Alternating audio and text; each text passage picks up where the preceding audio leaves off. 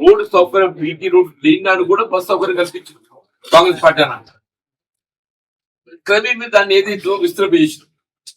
రాష్ట్రం ఏర్పడిన తర్వాత ఏదైతుందో మేము ఆశించిన ఆర్థిక ఆదాయం సమకూర్చడం లేదు అని చెప్పని వ్యవస్థ నిర్ణయం చేసింది. ఇప్పుడు ఒకప్పుడు ఎంతో 135-140 బస్సులు ఉన్నాయి ఇక్కడ, 85 బస్సులు 50 బస్సులు తగ్గినాయి. ఈ 4 సంవత్సరాలలో 50 బస్సులు తగ్గినాయి. ఉచిత రవాణా ఏదైతే మహిళలకు సౌకర్యం కల్పిస్తామని చెప్పి కాంగ్రెస్ పార్టీ ప్రభుత్వం నిర్ణయం తీసుకున్నారు రేవంత్ రెడ్డి గారు. దాంతో మహిళలు ఒక విధమైనటువంటి ఒక విధమైన ఆత్మవిశ్వాసం ఎనీవేర్ ఎట్లా జేబుల రూపాయలు లేకుండా ఆరోగ్య భద్రత ఉచిత వైద్య సదుపాయం పొందుతామో, జేబుల రూపాయలు లేకుండా తల్లిగారింటికి పోవచ్చు, అత్తగారింటికి పోవచ్చు, బిడ్డ దగ్గరికి పోవచ్చు, ఆసుపత్రికి పోవచ్చు, ఏకైనా పోతా చెప్పి అంటున్నా. జేబుల రూపాయి అవసరం లేదు. పొద్దున స్నానం చేసి ఇంత సలవడి బస్ ఎక్కుతే అయిపోయా, మళ్ళీ పొద్దుగిరికి అంటున్నాను. Really so great programme. అంటే వాస్తవంగా దీంతో కొంత ఆటో కార్మికులకు వాళ్ళ జీవనం అంటే వారికి కొంత వారికి ఇబ్బంది కలుగుతుంది. డెఫినెట్లీ కన్సిడరింగ్ సీఎం గారు కూడా ఏదైతే ఉందో ఆటో కార్మికులు కలుగుతున్నటువంటి ఒక ఉపాధికి సంబంధించిన ఇబ్బందులు వారు పరిగణలోకి తీసుకున్నారు. ఇప్పుడు వాస్తవం ముందస్తుగా దీన్ని ఊహించి కనీసం ఒక నెలకు 1000 రూపాయలు చెప్పి ఆరంభంగా నిర్ణయం చేసింది 12 రూపాయల సంవత్సరానికి. దాన్ని ఇంకే విధంగా ప్రోత్సహిస్తారు ఆర్థికంగా వాళ్ళ ఆటో కార్మికులు ఆర్థికంగా, అది ఏ మేరకు ఆర్థిక సహాయాన్ని పెట్టగలరు. రెండోది వరకు ఈ ప్రావిడెంట్ ఫండ్ సౌకర్యం ప్రధానమని చెప్పి అంటున్నారు. ఈ ఆటో కార్మికులు అందరూ ఏదైతే అనార్గనైజ్ సెక్టర్, అసంఘటిత కార్మికులు ఎవరికి ఏదైతే వాళ్ళ యాజమాన్యం లేదు, యాజమాన్యం లేకపోతే ప్రావిడెంట్ ఫండ్ పరిధిలో రావటం మనకు ఇబ్బంది, సాధ్యం కాదు. ఎక్కడైతే యాజమాన్యం ఉంటుందో అక్కడ మాత్రమే ప్రావిడెంట్ ఫండ్ సాధ్యమైంది. ప్రభుత్వం యాజమాన్య బాధ్యత తీసుకొని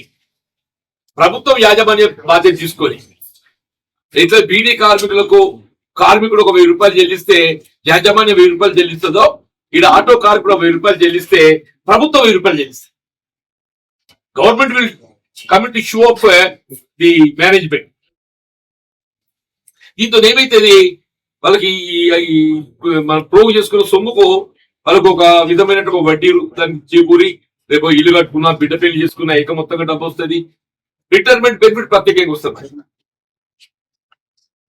దాంతో పాటు ఇప్పుడు ఫిట్నెస్ ఉన్నది, ఫిట్నెస్ లో ఏమన్నా రాయితీ కల్పించవచ్చా, వాళ్ళకు ఇక్కడికి వచ్చి కొంత వాళ్ళకి ఒక విధమైనటువంటి ఒక ఆదాయం సమకూర్చాలి. ఫిట్నెస్ అనేది ప్రతి సంవత్సరం పడే భారం. దాన్ని ఏ విధంగా రిలాక్స్ చేయవచ్చు, ఏ విధంగా ఏమైనా తగ్గించవచ్చు ఫిట్నెస్. ఇప్పుడు కొత్త వెహికల్స్ కొనుక్కునే వాళ్ళు ఉంటారు, ఉదాహరణ కొత్త వెహికల్స్ కొనే వారికి ఏదైతుందో వాళ్ళకు ప్రభుత్వం ఆర్థికంగా సదుపాయం కలిగించాలి.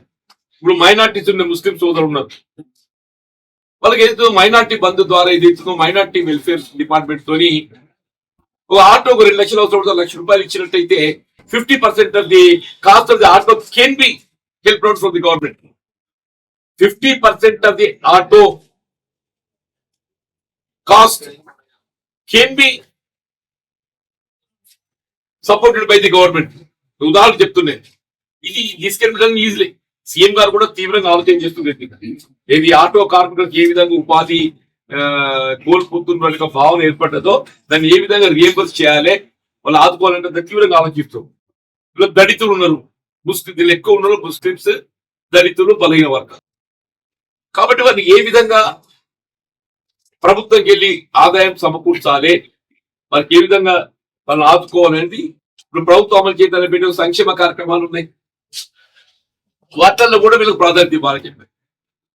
వాటిల్లో వెన్నుపడి గవర్నమెంట్ తీవ్రంగా ఆలోచిస్తుంది. తప్పకుండా ఇటు రవాణాలో మహిళలకు ఏ విధంగా ప్రోత్సాహం కలిగిస్తుందో అట్లాగే ఆటో కార్మికుల ఏదైతే ఉపాధి ఇబ్బందులు ఎదుర్కొంటున్న దాన్ని కూడా భర్తీ చేయడానికి కూడా ప్రభుత్వం ఆలోచిస్తుంది. తప్పకుండా ఆటో కార్మికులు కూడా ఏదైతుందో రాసుకోవడానికి చర్యలు చేపడుతున్నారు. సీఎం గారు ఇది వెరీ సీరియస్ కన్సర్న్. సీఎం గారు వెరీ సీరియస్ కన్సర్న్. కార్మిక శాఖతో ట్రాన్స్పోర్ట్ శాఖకు సమన్వయం చేసి ఈ కార్యక్రమాన్ని అమలు చేయాలి. కార్మిక శాఖతో ట్రాన్స్పోర్ట్ డిపార్ట్మెంట్ సమన్వయం చేసి దీన్ని అమలు చేయాలి. ఆరా తీస్తే ఏదైతే ఉందో ఈ ఎక్స్పీరియన్స్ సర్టిఫికేట్ వినియోగించుకోవడానికి కొరకు అది పొందిన్నాడు. దాన్ని బట్టి నేను అయిపోయింది. ఈ కెనాట్ గోట్ బాబు, ఈ కెనాట్ గోట్ బట్ ఇచ్చినోడు ఏదైతే ఉందో ఈఎన్సీ ఇవ్వాలి, ప్రిన్సిపల్ సెక్రటరీ ఇరిగేషన్ ఇవ్వాలి. ఎవరంటే వాడు ఈఓఎస్ రాసి చేయలేదు కాగితం, వాడు చూపెట్టే కాగితం ఏదైతే ఉందో కింది స్థాయి అధికారులు చూపెడుతున్నాడు. ఇక వర్క్ కంప్లీషన్ హ్యాండెడ్ ఓవర్ అనేది ఎవరు చూపెట్టాలి? ప్రిన్సిపల్ సెక్రటరీ ఇరిగేషన్ చూపెట్టాలి. నాట్ ఎనీబడి, నాట్ ఎవడో కింది స్థాయి అధికారి చెల్లదు కదా బాబు. అండ్ వాళ్ళ ఓన్ స్టేట్మెంట్ కూడా ఉన్నది, లయబిలిటీ పీరియడ్ ఉన్నది, ఇంకా మీది దీన్ని మేమే కట్టిస్తాను వాళ్ళ స్టేట్మెంట్ కూడా ఉన్నది. డెఫినెట్ గా ఏది ఇస్తుందో వాడు ఇందులోకి వెళ్ళి వాడు పక్కకు పోయి పుచ్చట్లేదు. డెఫినెట్ గా మానవీయతతో కట్టించడం జరుగుతుంది.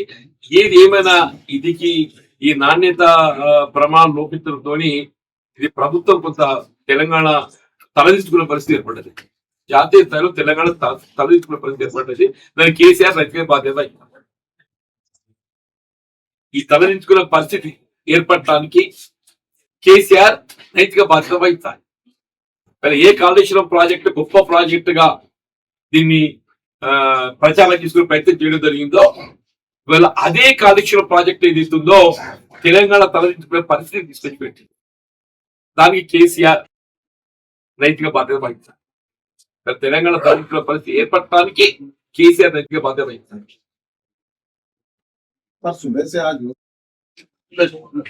మీరు అన్ని వాస్తవంగా తెలంగాణ రాష్ట్రం ఏర్పడ్డ తదుపరి ఈ రాష్ట్రంలో వ్యవస్థను పూర్తి నిర్వీర్యం చేసినట్టు. తెలంగాణ రాష్ట్రం అంటే ఉమ్మడి రాష్ట్రం అంటే మెరుగైన పాలన భావించిన కోరుకున్నాం. ఒకప్పుడు రాష్ట్ర రోడ్డు రవాణా సంస్థ ప్రెస్టీజియస్ ఆర్గనైజేషన్. అప్పుడు పెద్ద రంజయ్య గారు ముఖ్యమంత్రి ఉండగా చెప్పట్టుండే ఆర్టీసీ అనేది కేవలం లాభాల కొరకు ఏర్పాటు చేసుకున్న వ్యవస్థ కాదు. అది